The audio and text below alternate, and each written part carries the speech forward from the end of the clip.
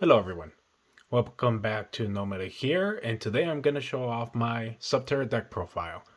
Now this is the deck I'm currently playing at my locals, and the one that if I were to ever enter a tourney would be the one that would most likely enter with.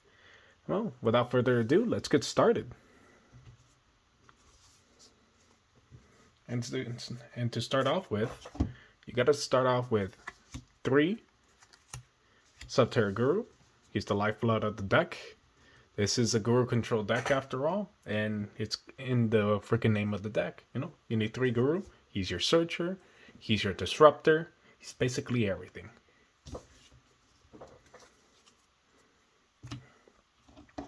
The next best card Subterror in the deck would be 3 Fiendises. Now this is very self-explanatory. This is your Omni Negate.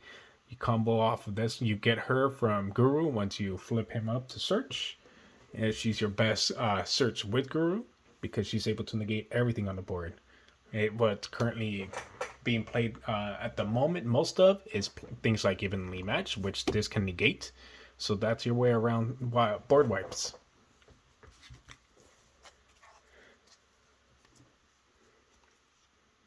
I play 1 Nemesis Archer. Nemesis Archer is here at 1 because you only need the 1.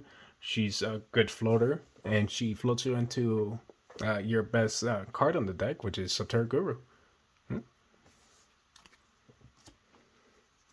Now this is a heavy back row kind of deck, so that means I use 2 Lord of the Heavenly Presence. You want to be able to protect your back row. Many times before I even had this card, I would get Lightning Storm or Harpy's Feather Duster, and it hurt, especially when I already had everything set up with my Subterror Guru control. So, in order to avoid any of that kind of destruction, you need at least 2 of them. You can bump it up to 3, but you know what? I find out that 2 works pretty well for me. Now, right now, Ash Blossom is pretty good in this format, so I added her back. She's good at 3, no more, no less. Of course, no more. And that's it for the monsters. Now then, for spells, obviously you need 3 of the Hidden City. Hidden City searches your Guru and searches any Subterror monster in your deck. So that's just another way to get into Guru as fast as possible. Or if you already got that, Nemesis Fiendus. I used 2 Pot of Extravagance. And now I have the 3rd on as a side deck option. I only need the 2. I don't want to burn through my entire extra deck. I do have monsters in there that I would like to use. 1 Terraforming for Hidden City and for Necro Valley. Necro Valley doesn't hurt this deck at all. It's actually pretty good. It's a great way to stop your opponent from gaining advantage from the graveyard. This is basically a giant middle finger for every single graveyard except your own. So I highly recommend it. 1 Monster Reborn, just in case. 1 Called by the Grave. And that's it for the spells. Now, a lot of Subterror builds don't use 3, but I like to use 3 Subterror Final Battles. Why? Well, of course, you are able to flip on your opponent's turn with this. Any Subterror monster. You can, raise the attack and defense during the damage step. But there's also a 4th effect that I find really, really important, and that's preventing negation of any Subterror monster effect. So that means that you can get your Nemesis Archer called by or your Fiendus called by, and it doesn't matter. Fiendus will still be able to negate your monster even if she gets called by because you flip this bad boy off. There's also another card in here that I like to combo off with this one, which allows me to freeze my opponent's plays while being able to still use my own effects. And I'll show you what it is later. So I think 3 3 is a must, at least with this strategy.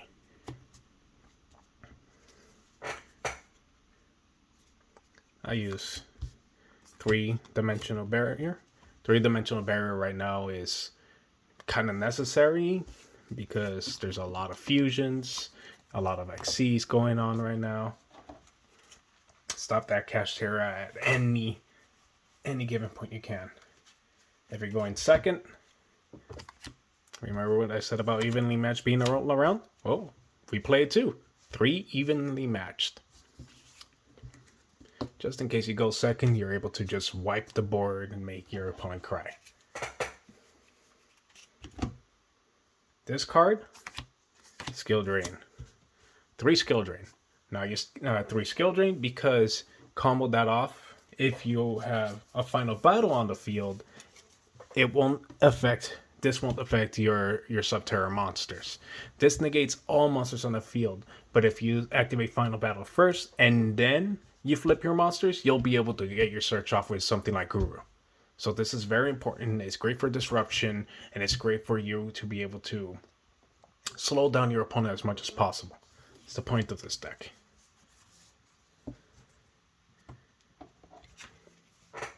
Now these 2 other cards, you can either leave them as a side deck option, but I like to keep them in, at least 2 at most.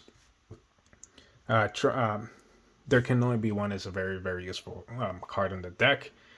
You have very, very different types of monsters on your deck. Guru is a dragon. Nemesis is, I believe, a fairy. Fiendus is, of course, a fiend. So this card doesn't affect you at all. All right. 2 is also good. 3, I believe, is too cloggy. 2 punishments to be able to respond to any of your opponent's plays. 2 imperms, so you'd be able to negate whatever your opponent wants to do. 2 judgments, just in case you don't have Fiendus in the hand and your opponent wants to Lightning Storm your entire back row, or just to negate the summoning of any monster your opponent does.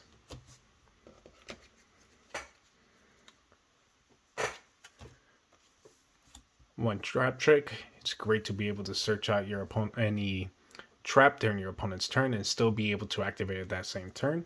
It's worth playing at least that 1.